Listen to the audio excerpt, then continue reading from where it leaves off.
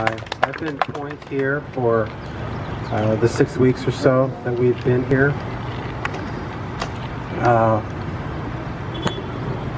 I want to share with you something softer, something about community. The express goal told to us by the legal counsel of Sonoma County twice now is to break up these camps and to make them smaller. And by small they mean 1, 2, or 3 people. And we're not sure why the logic for that is, except that it certainly makes it really simple to kick people around. The reason why people congregate in communities is because those who are the most desperate in life desire and need community more than any others. And this has been my experience here. These people have become my friends. I've worked with them for 7 or 8 months. And when they're hurt, I hurt with them.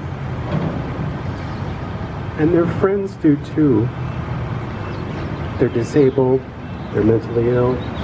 You know, it could be severe illness, it could be mild. They can have attacks of different kinds.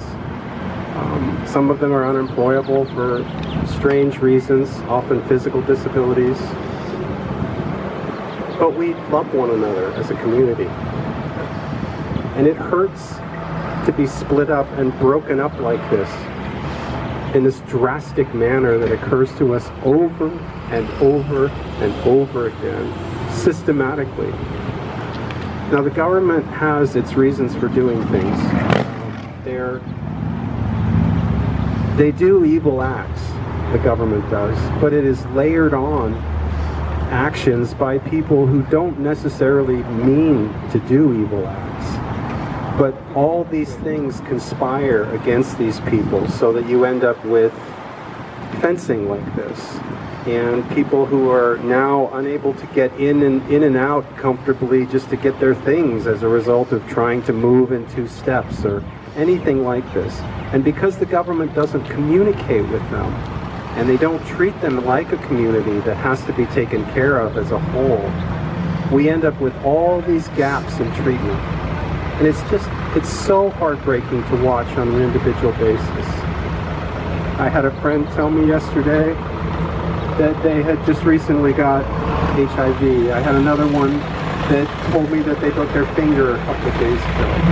And these things just happen just the same as other people, but they happen at an accelerated rate in these communities.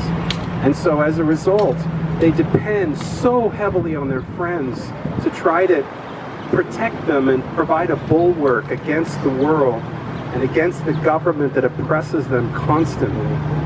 And the government, in exchange for that loyalty and that strength that community provides, the government comes in and destroys it systematically for other ends, for other reasons. And we're not even sure of some of the reasons, but they have to do with political expediency typically.